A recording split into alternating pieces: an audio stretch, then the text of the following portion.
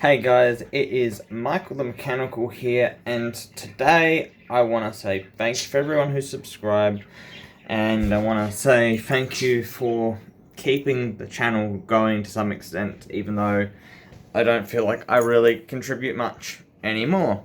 So, some of the things I want to say quickly is that I have ideas to create 2 videos. One is for Amber app, and in relation to the AMP app, and the second one's pretty much to do with, financial future and stuff. Pretty much the best way to baseline some things is that Amber batteries only hasn't necessarily been effective for us. I mean, it's been performing as expected, doing really, really well. But in saying that, it could do a lot better as a batteries-only system because it doesn't perform as well as it could. And that's what I'm not happy with. It doesn't feel like it runs based on an artificial intelligence. It feels like it's based on parameters, and that the intelligence is failing to predict our energy uses throughout the day or night. It can't predict the temperatures of the day and reserve some power for heating and cooling for hot or cold days. And it's not predicting that. We like to keep our battery full at a cheap price because we do not have the energy generation. And if we don't have the energy generation, we don't have reserves to get us through some really interesting looking periods. And I feel like Amber should be, instead of keeping the battery at 0, should always keep the battery as full as it can possibly keep it, and always put that thing at max through the night if it can. But here's the thing, I can say what I'm saying now, but there are parameters around why what I say is wrong, which is why it is a lot more of an in-depth discussion, because the way I've said it sounds wrong. You can't keep your battery at 100%. It's that when you get to the expensive period, you want 100% battery. And then when the battery goes down overnight, you want to recharge it at the best prices possible, and do it based on predictions. And predictions are, you're going to be paying so much for every cycle of the battery, you're going to be paying for your power that you're bringing into the home or the business or whatever it might be, and so on and so forth. So it's a lot more in-depth of a discussion. And then when we're talking about, financial future, financial wealth, whatever you want to call it, it is that even though I'm not necessarily a professional of such, and I wish I could put this thing down rather than trying to hold it all the time. Birds are noisy, can't help the birds. Birds want to talk, birds are going to talk. So, business, wealth, health, whatever you want to call it, it's about talking about the business and talking about how important it is to focus on building your wealth, and to pretty much draw a bit of a roadmap for younger people to understand what you can do given the state of the economy from, practical experience and what's happening and what's not happening. So to give you a bit of a baseline of where I stand, I've generated just over $10,000 of revenue for the last financial year, and depending on the tax rules, the rules will either allow me to say I've made a loss of about $4,000, or to say, in some of those cases, I can't claim some of those items, so I can only claim what they would say is the actual business loss, which is $400. And the birds are noisy, so this is really annoying to make a video with the birds around. I can't help it. Birds are in this room. There's not many other places to put them in the house, because we've got cats as well. Beautiful cats. But yeah, the business side of things is a really important one to talk about, and I feel like there's the big critical reason to talk about the business. People might look at it as, oh, you're going to be making money and you're rich and blah blah blah. The thing is, it's not called being rich. It's about trying to build your wealth so you can have a sustainable future. I mean, if I generated $70,000 in revenue from my business, people would be like, you're earning more than me. That is false information, and we need to draw a line somewhere for some people's misconceptions about how business works. If I can generate $70,000 in revenue, 30% of that is likely to be the business profits, or maybe even less than that. The baseline target that small business or business in general should be targeting is about 25%, but the bigger you go, the lower margins you can aim for, such as Woolies or Coles, which aim for about 5% margins. And these numbers and figures are important if you want to build a business, if you want to build wealth. And the thing about business, which is better than investing, is you are in control of it. The only thing is you can lose control of it if you do not manage it correctly. So a business is more hands-on versus investments, which are hands-off pretty much. You just put money in and let someone else, or let the money work itself.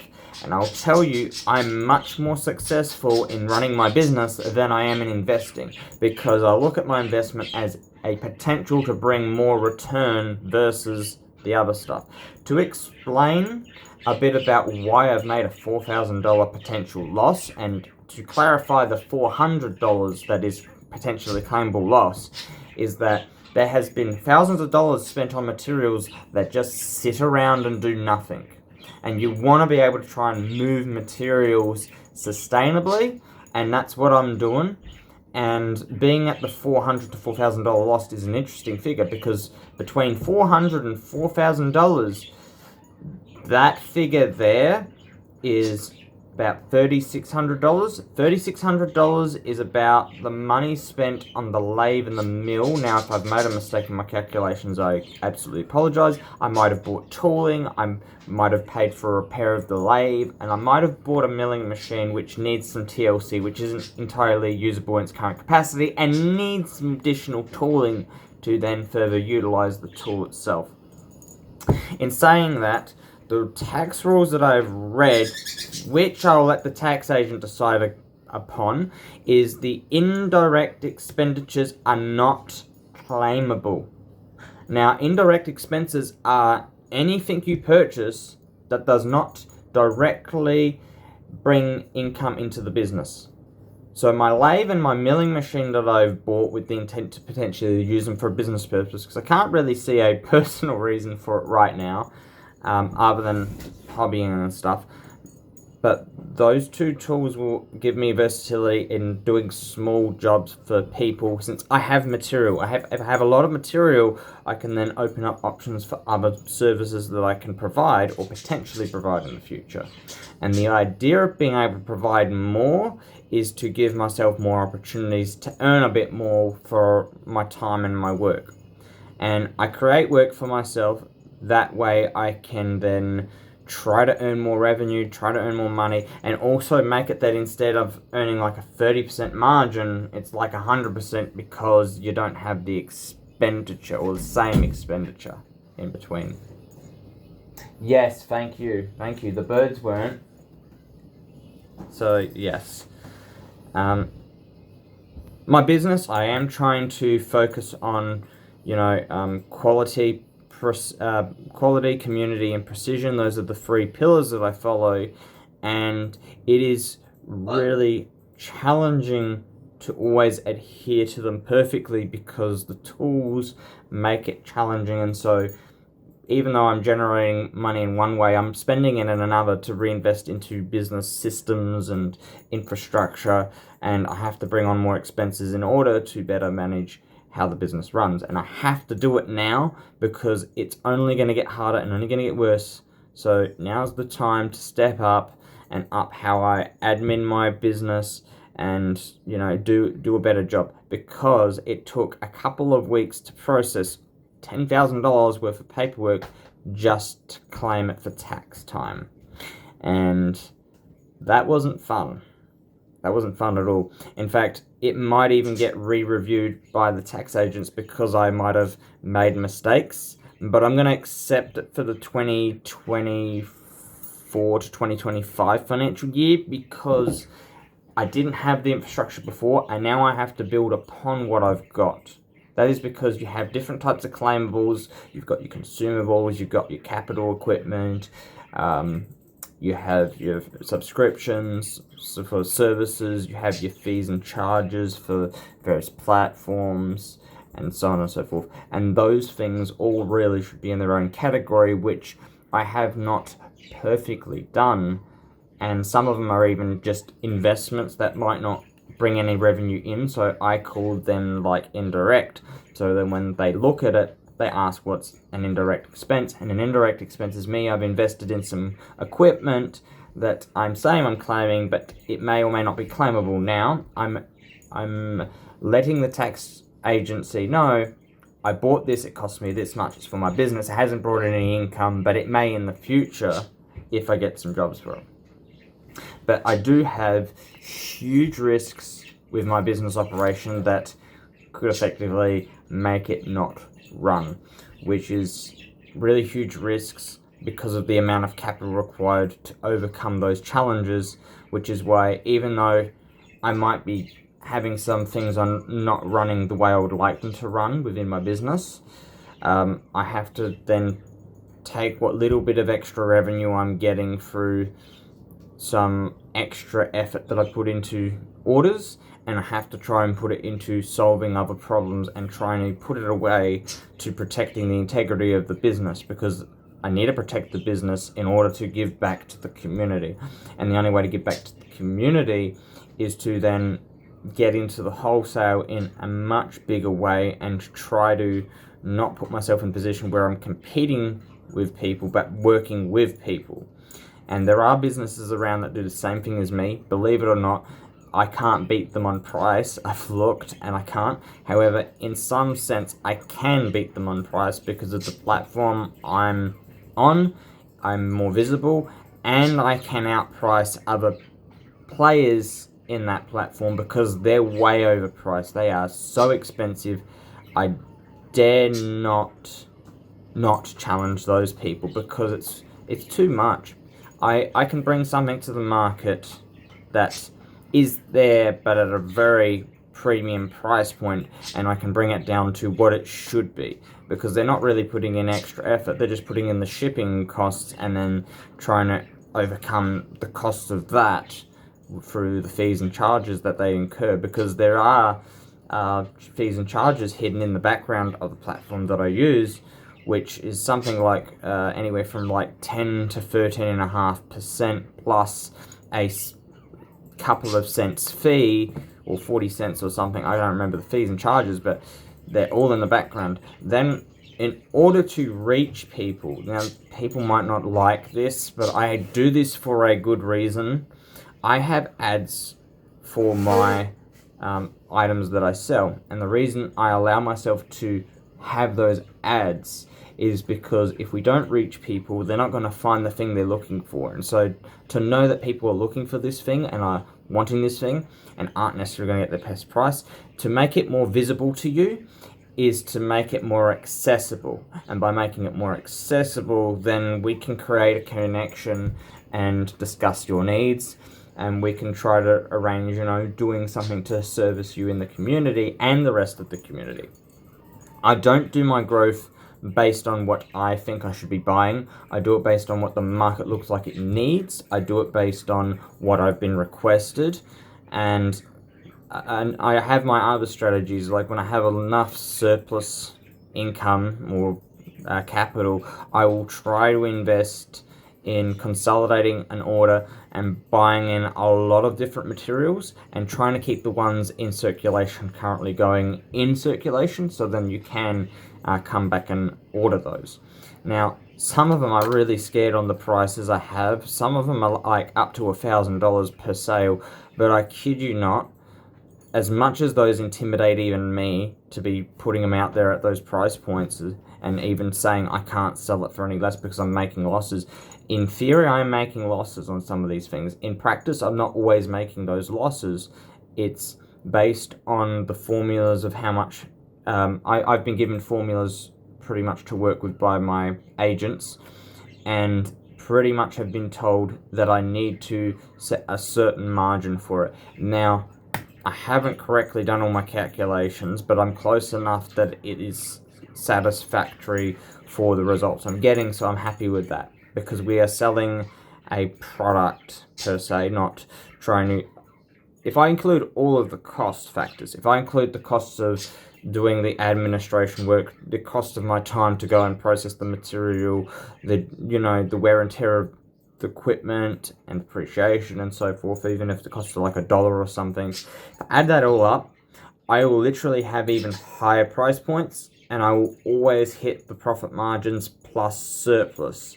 So I'm okay with making a little bit of a loss, but I am trying to aim for what my agent has said that I need to be aiming for 25. If you think about it this year, I haven't really hit 25, but my orders get close enough that I know in the future I'll be able to do that 25. It's not that easy. And the way I try to do my business is I try to do it so that I can provide a service to the community. I try to do it that even though I'm really high in some sense my price point, I'm making something that's accessible that wasn't otherwise accessible to begin with. And I do this because it's not only my own future, but it's also other people's future. I know there's going to be other competitors come along and put something in the game, but the thing is, if I step back and let them take over, they're just going to up their prices and they're going to go stupid. And I know I need the competition in order to keep giving myself a challenge to get my prices down. So competition isn't always bad. Competition is healthy and good because it gives you a reason to try and beat their prices. And why can you beat their prices, and so on and so forth. But in saying that, if you have a standard that people are willing to pay for, then that's the reason you can have the integrity to maintain prices even if they're higher than someone else's. And I'm going to say it as crystal clear as I can here and now. There are people who are going to sell steels that are imported, or sell materials that are imported from, say, China.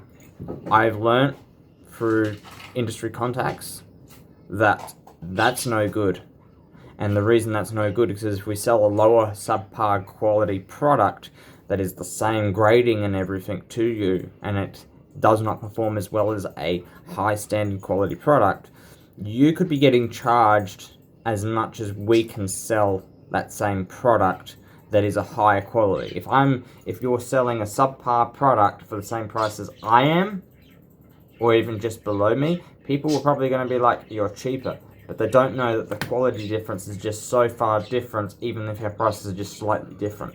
And through learning that, I've learned that I need to maintain the integrity for my business with my products. I need to be able to offer the refunds on short notice because I have the integrity, my business has the integrity, and it will deliver the best quality results it can possibly do. It will always attempt to deliver the best service it can possibly do, and I know by having that integrity, I'm worth existing, my business is worth existing, and there is no reason that someone should come along and try to knock me out of the ring, because that integrity is there. It is worth it for people to have that integrity in the community. If there's no integrity, then no one's going to get what they're worth. You are worth what you're getting from me, and in saying that, if there is a problem, I do have my limited warranties apply because I do have my standards and I try to uphold them. And even though it's like I can't always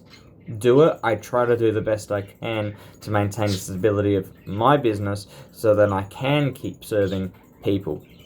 But I can't afford to lose, because I know that if I don't try to move things quickly as I can and move it to a new location of such, things could come crashing down very quickly and it could throw me out of the ring. But I do have business mentors and business supports that do help me to try and optimize my business operation and do the best I can, because that optimization, that business, is critical for my own future, but it's also critical for everyone else's services they get provided to them.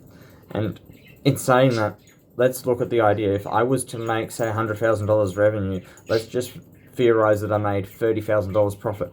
I'm still earning more money by working as an employee, which is like the same sort of money at the end of the day. So even if I generated 100,000, there'd only be 30,000 left over to pay myself from that, and I have to be able to generate that. So from $10,000, that's $3,000, but I've already reinvested into the business, therefore there is nothing left for me personally.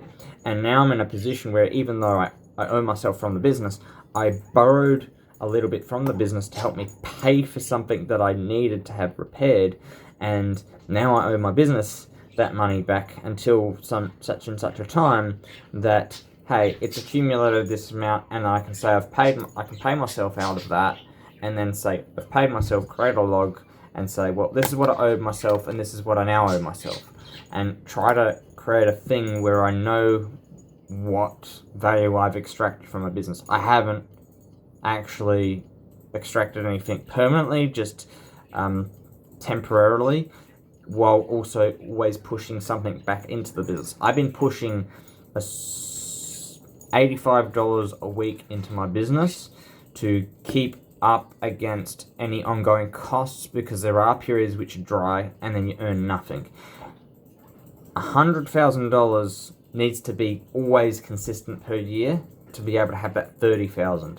I earn more than $30,000 from working a job, and that's why I know for a fact that even if I was at $100,000, it's still not safe. It's not a safe business even at that point. It has to be $1 million business pretty much to make it safe, because then it'd be $300,000 of profit, and then I could take that, divide it by 10, it's 10 years of safe income to some extent, or it could be even less than that. It depends on how much I'm worth at the time. And at the moment, the costs, based on what I've read online, the cost for an employee is a base rate multiplied by 1.4 that gives you the value or the cost of an employee. So even if someone's getting a base rate of say $28, you multiply it by 1.4, it gives you how much it costs to have that employee as a business. So when everyone wants a pay rise, you take the new rate, you multiply by 1.4, you're being paid over $40 an hour.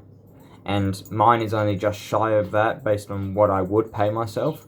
And as a result of all the theoretical costs, because some of them are just theoretical and it's based on the fact that I hire someone to do the job, it's, in theory, it can't be sustained. It's not a sustainable model yet, and it will only be sustainable once everything is always green and once you look at it as a full-time gig. And to make it full-time sustainable, you need apparently something like 80 sales per day, which is nowhere near what I'm doing. Which, if it was 80 sales a day, there is about 20 days, working days in a month. You multiply the 80 by the 20, that's 1,600 sales a month for one person to be, in theory, sustainable. That's the person plus all the business costs, including premises. So I'm making it clear, I'm making it honest. By doing that, hopefully this will be enough of information to give you an idea of what is going to be coming in the future, and it'll probably be more structured than this. I'm doing an unstructured thing because I'm trying to do something at the same time wanting to say something. It's important. It's important, and I feel like that those two videos that I want to make is so very critical and so very important, because with the rebate from the government, it's already run out of funding, which is great. They're not going to give any more, I don't believe, because they'll just run out of money. But that's going to help people who really need it the most, hopefully, unless it's just people who want to go big and are wealthy enough to be knowing that it's a really good investment. But the people who really need it the most, hopefully they'll get it, because at the end of the day, if they don't get it, power prices and everything are just going to go up and go crazy. Businesses are going to win and lose. It's going to be a really volatile period, I think, going forward. And so anyone who can get on the wholesale market and have batteries and solar panels, they're most likely going to be more sustainable than the regular houses on retail. But I will say, people on the retail market, depending on how many people are in your household, it's still safer to stay on that versus going on the wholesale. Wholesale is better if you have fewer people in a household, I believe. This is my opinions. These aren't facts. opinions only. But my opinion is, if you have a larger family, the retail market is safer because it's more predictable and you're in more control of it. If you take yourself onto the wholesale market, you don't have the battery capacity to back up your unknown energy usage. It could be a huge amount. It could be like 100 kilowatts a day. Who knows?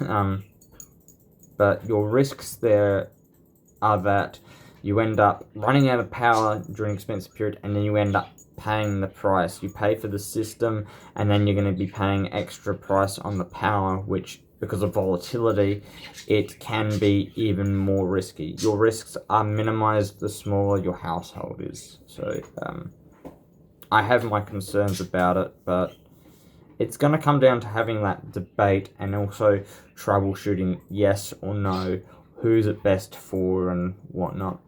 But otherwise, I'm going to say Amber's been working really well for us. We're in credit. We just got a $400 credit put into a savings account, and that credit is going towards the replacement of the system in 7 years, roughly. I mean, it's a bit early, 7 years, but we're more along the lines of looking at 9 years, because the amount we're putting in is about $25 per week per person. This is the replacement costs of the system. No, it's per week. It is per week if you base it on... Oh, right. You're doing 1 week, I'm doing the next. Right? Yeah. So $25 a week. That is to set ourselves up to be able to replace the system. And by putting it into a savings account, it earns just a little bit of interest. That little bit of interest might let us get an even bigger system when it needs replacing. I don't recall if it accounts for our solar system, but I know it accounts for our battery system. Got it yet. Yeah. Heck, the interest might just cover everything, for all I know. But it would have to be about $7,000, I think. How much was the battery and solar system? The new one? 7,800 or something. Okay, so $8,000 interest over the next 9 years is what we have to earn in order to be at that point where what we had invested into our system currently is the same value in the future. But then on top of that, we also have to hope that inflation doesn't push the price of everything up. But anyway, I'm going to leave it there. Thank you guys for watching. Have a great day or night, wherever you are. And Michael Mechanical out.